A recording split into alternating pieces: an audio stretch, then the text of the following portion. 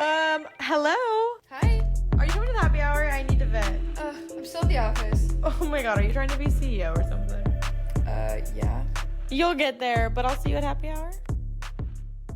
Hello, everyone. Please welcome Monica Brower, the VP of Brand at Smash Kitchen, a condiment brand co-founded by Glen Powell. With over a decade of experience growing beloved brands like Casper, Zipcar, Todd Snyder, and Vitaminwater, she's a true marketing powerhouse who knows how to build brands from the ground up. From advice on navigating industries to launching in a crowded market, Monica's here to share it all. So let's get into it. We want to hear about Smash Kitchen, when you started, why you took the job, and what the experience has been so far. Yeah, and thanks for having me. It's great to be here. I joined Smash Kitchen before we launched. It's been a wild ride. My second week on the job, which was in December, the day after Christmas, I was out at Glen Powell's ranch and his family ranch in Texas, and was thrown into co-writing our brand manifesto and our launch video before I even knew the full lineup of products that we were going to market with. So it was just a really fun, wild ride. That journey and that experience in joining the team, it really set the tone for this really deeply collaborative and ambitious and really rooted in storytelling brand, which is the Smash Kitchen. So why did I take the job? I took the job because I have a great relationship with our CEO, Samir Mehta. We work together at Casper, and he is one of the best brand minds I've ever encountered. He's just super smart, very emotionally intuitive, absolutely fearless. His legacy at Casper was that he once got Kylie Jenner to post a mattress for free. And Wow. that was one of our biggest sales days early into the content creator boom. So when he mentioned a new food venture in LA with Glenn, I didn't overthink it. I said yes. That's amazing. And I think that's some of the best journeys in work is when there's one person you kind of cling on to and they bring you to wherever they go or vice versa. I love that. Yeah, I think, the energy of Smash Kitchen really reminds me of my early days at Vitaminwater, which is where I started my career. And it's funny that you say that, right? It's about relationships. And when I was at Vitaminwater, I watched their CEO, Darius Bykoff. He brought in, an incredible roster of big cultural icons like Kelly Clarkson and 50 Cent. And he really treated them as true partners, not just as, endorsements or mascots for the brand. And I think that same spirit is what Samir and I are really bringing to Smash Kitchen, right? Where Glenn is not a mascot. He is in the kitchen. He is passionate. He's fast paced and he's very purpose driven, which is, what attracted me to the brand and to the role. Really cool. And so you've mentioned, your time at Casper, but now you're at a fairly new startup. And is that an environment you prefer over working with bigger brands? Yeah, it's a great question. I love working at startups. I am a masochist and I love building and getting in the weeds and finding that product market fit and then understanding is this going to work or not? Is this making sense? And does the customer love it? I love coming in before the idea is even solidified. I love the journey. I love wearing a lot of hats, doing a lot of different roles. And doing everything from acting as the head of finance one week to drafting TikTok posts secretly. I love the journey, and then I love scaling, and I love building the team, hiring the right sort of middle and then junior level team members to really scale and elevate the brand. I love the whole ride of doing it myself and then sort of being able to grow and pass it along to a bigger, wider team. That's awesome. And so what does Glenn's involvement look like with the brand? Yeah, Glenn is, it's like any other founder-led brand, right? Glenn's involvement is really everything from product development to, really helping us sort of navigate partnerships, brand campaigns. He really shows up for everything we do. And that's the kind of founder energy and co-founder energy that really sets the bar high. He's really supportive with our retailers and just making sure that he's as engaged as he possibly can be while he's also out sort of fulfilling his kind of bigger schedule. Yeah. It's great. I mean, I feel like so many celebrity faced or celebrity founded brands, sometimes you don't even realize, but they're not as involved as you would think that they are. But it feels so authentic with Smash Kitchen, which is really exciting. Yeah, excited to report it's all real. My inbox can prove it. I love that. Well, I would love to hear from you kind of that process of building a brand from the ground up. Yeah, I've built a couple of different brands from the ground up, right? And where I think it really always starts is with listening. So listening to the founders, listening to the market, listening to the customers, and then of course, listening to the people that you're building for. That's step one. The second step is you got to know the why. Why do we exist? What do we believe? Like, why are we here? And from there, it really, that's where I can start to determine, like, how does this brand show up? Ultimately, I believe that brands are people. They need a voice, they need a point of view, they need a place in the world. And a lot of the brands that I've worked for, you'll find that a lot of those brands have a definable character, right? Like if I sat down, I could probably describe to you what Casper would wear or what music they would love or what their weird little passion was. And I think that's level of obsession when building a brand is how you really create connection. The last bit there is you have to be obsessed with the details. You have to be execution obsessed and not just brand obsessed. So everything from like TikTok to how you package that PR box to stunts, every touch point has to like really, really resonate with the brand and like really be like no fluff and all, and all big flavor for the brand. I really love that. And I love how you said brands are people. And it's now with social media, when we follow a brand, it's almost like following a person, and there's a community within a brand, and you can just open up a comment section and people will, when they're talking to the brand, it's like they're talking to a person and they're saying, hey, you know what? I don't love this, but I love this. And you kind of get that customer feedback right away, which is really interesting. Absolutely. You mentioned building a brand, you have to use all of your levers to your advantage, but is there a specific lever that you guys are using marketing wise to really push to the next level? Yeah, it's funny that you asked this. I got a text the other day from a friend who had just attended Las Culturistas award show in LA, and I missed it, which was a huge bummer. And we were mentioned us, and like we were a joke and kind of like a fun mention in the award ceremony. I'm super excited to see this. Haven't seen it yet, but that answers the question, right? That's my ultimate lever. My lever is culture. Like I feel like we're not just reacting to it, we're participating in it.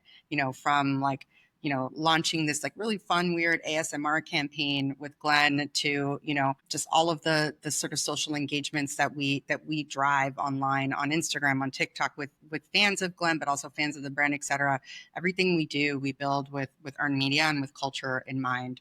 We have a lot of stuff I can't share. We're still a young brand, but there's a lot of really great cultural touch points this year through the rest of the year that we're going to be showing up in. Yeah, culture for me is Smash Kitchen's biggest lever. I think it was the same at Casper, really. One really good moment we had where I felt like we connected with the culture at Casper was during South by Southwest a few years ago, where the brand decided like this is a space we want to show up in, but we want to bring value to folks. We don't just want to show up as a brand or host a party, et cetera. Like we want to bring value. We want to bring like a function to the party. So at South by Southwest, we actually created like an entire nap station where people who, were running in between parties or, in between panels, events, et cetera, could actually book a nap and stay with Casper and stay in like an incredible, like well curated room. And we would host events, curate events, et cetera. We like became this like, really fun sort of relaxing oasis. And it was great.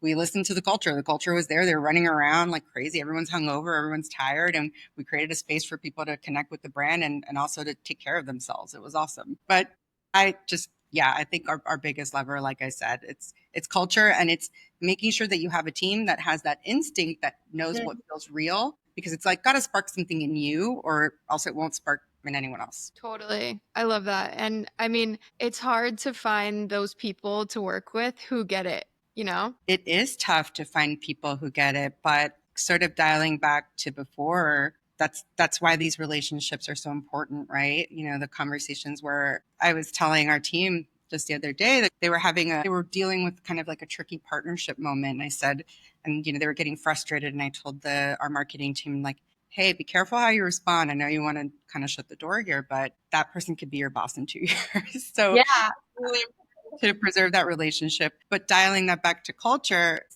you're going to know kind of as you grow in your career, you'll see, there's just folks who are dialed into culture in really specific or different or unique and special ways. And that becomes your roster. You're going to come back to those folks. Yeah. I even have seen from early on in my career, just working with people that I've known from the past or running into people, and it really does happen. You never know also who can help you get a connection. And that's why it is so important, like whoever you work with, just staying connected and always treating everyone the same because you never know who will be in what role in the future. That's the truth. But yeah, and speaking of roles, you've had some really amazing roles and you're in an incredible role. Have you ever been intimidated when stepping into these roles? Yes, definitely. Imposter syndrome is a very real thing. I think we all experience it at some point, unfortunately, especially as women.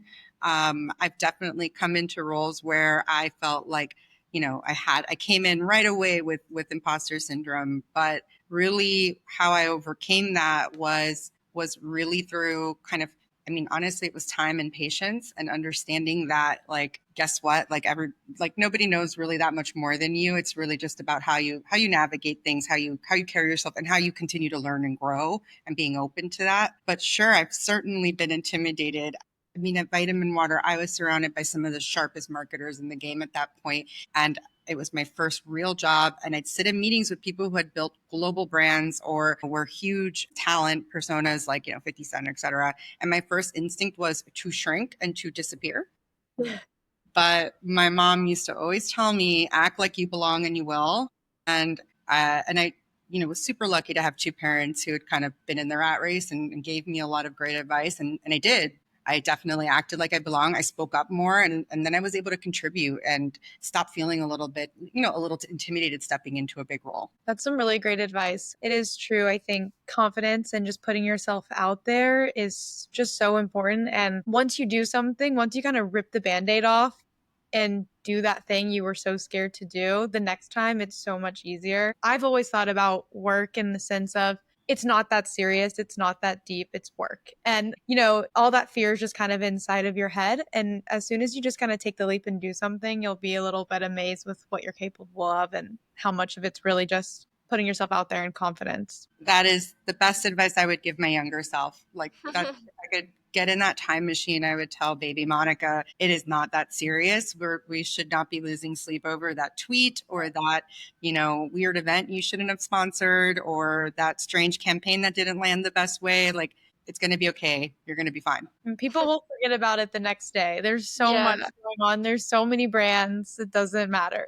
Totally. It's not that serious, but like, caveat, as long as you put your best foot forward and, I think just hearing you talk about all these amazing experiences, it really, for me, the number one thing when I met you is just that you've worked at so many brands in incredibly different industries. And to me, I've always seen that as a huge strength, like, because you can tie those things together. Everything's kind of related. But we've talked a bit about how there's been a shift in hiring practices, and a lot of times people are looking for industry specific experience. So like, I have a food company, I want someone who's only worked in food or whatever it may be, versus just experience in whatever it is. So like marketing or finance, whatever.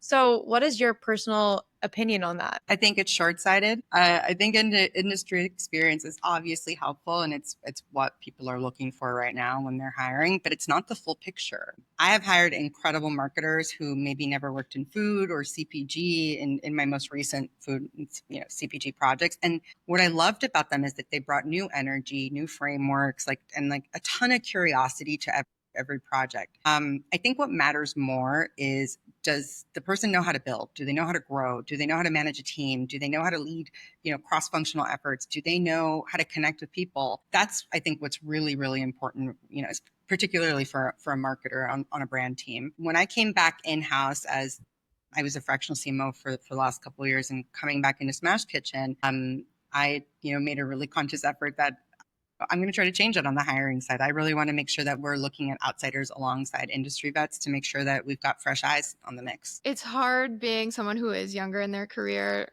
like talking to my peers, saying like, people are like, oh, I can't find a job. They want all this years of experience, but like then they're still looking for somebody entry level. Like doesn't exist basically. And it's a constant struggle that everyone, I think, younger in their career is facing. And I mean, to be able to be open to different industry backgrounds is really amazing. And it does bring new ideas. It brings fresh perspective, and it makes people think differently, which is what you need when you're building and trying to scale a brand. Definitely, especially looking at industries that are sort of still playing catch up a little bit, right? Like apparel specifically, I think, home goods, etc. They've had a little bit of a like digital learning curve and, Mhm.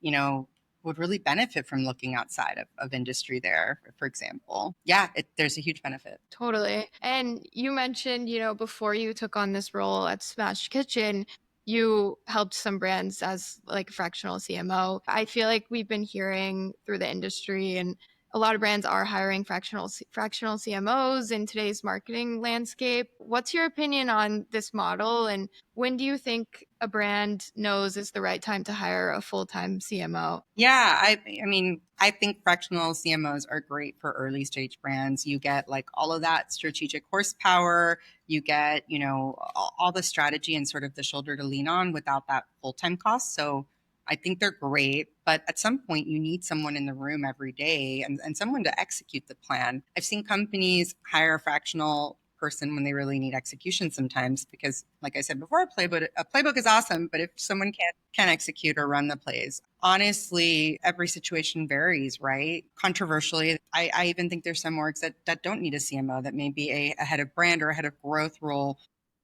is probably more essential in certain businesses. Really depends on the industry. But yeah, I think that when brand and growth and when that sort of bigger investment period comes in, that's when you need that full-time commitment. And that's when you really start to see like the big transformation. Makes sense. It probably was super fun though to be brought on as a fractional CMO.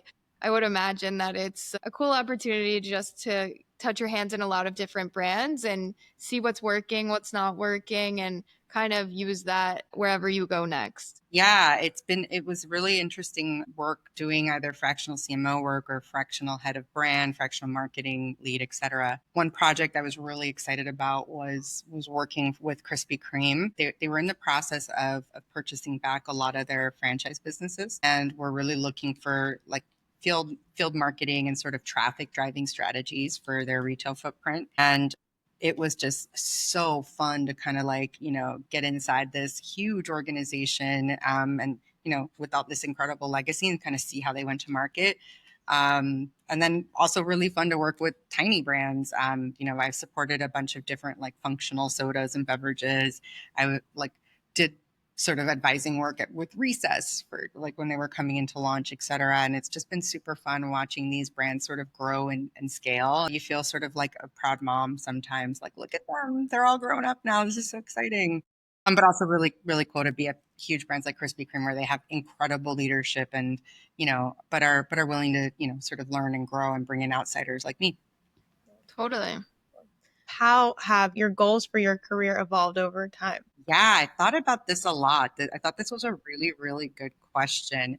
I think early in my career, it was always like proving myself. That my goal was always to prove that I could lead, to prove that I could build, to prove that I could do the job. But as confidence set in and as time went on, like now my career goal is ultimately to do meaningful work with people that I love and products that I feel strongly about. So joining a team like Smash Kitchen, no brainer. It's, a better for you line of organic pantry staples. They're really committed to, ethical manufacturing practices. They're working with incredible suppliers.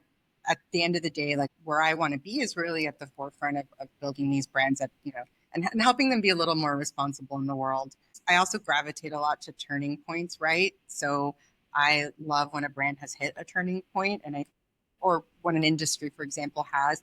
And one of the things I was looking for was just how do I get involved with a company where I can build better food systems? So looking at a brand that had the support of Walmart to do that was really exciting for me. I guess the other thing that my other personal goal is really to help people, right? And help people in a work setting. So just help making sure that I'm a good mentor and that I help people grow and that I dedicate a good portion of my time to sort of educating, giving feedback, or just being a sounding board for other peers because I've been really fortunate to have folks that did that for me. I love that. It is actually a lot of work to have a team under you and mentor people. It is a time consuming job. And I think it is just such an amazing thing for you, like that to be one of your goals, just because I know how much mentors have meant to me throughout my career. And now I'm so excited to do it to others and help others. And I really appreciate it because, like you're so busy, you're running a new brand, and just to give that time to people and a helping hand, it really means a lot. But it also just,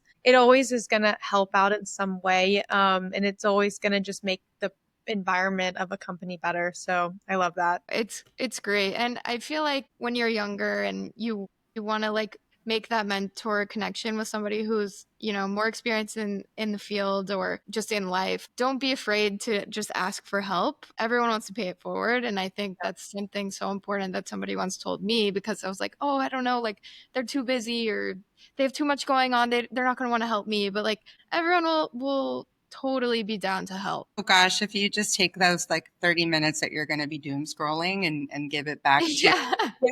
chatting with someone who has a question or needs advice, like we can all make the time. Yeah. And I was just talking about this recently, that if you're going to reach out to someone for help, people are really so willing to respond. And it's just about how you go about it. Because if you say, hey, I'm really just interested in what you do. I want to hear from you. I want to learn about what is it you do in your role, or what is it you do in this industry. If you come about it from that angle rather than, hey, I'm just interested in a job, or something that doesn't seem as authentic, people are really willing to just talk to you and give an hour of their time and meet you. And I think that's some of the best ways to kind of like expand your network. Definitely, definitely. I would say on that too, like definitely don't be afraid to reach out. Also, I feel like, and I'm curious to hear both of your perspectives on this, I feel like there's just less networking has gone so digital that we're not putting ourselves out there as much. And we're remote, or a lot of us are hybrid. So we're just not getting that face time. And I think that's made it more difficult to sort of ask or network or sort of meet these mentors or kind of, Yeah. peers.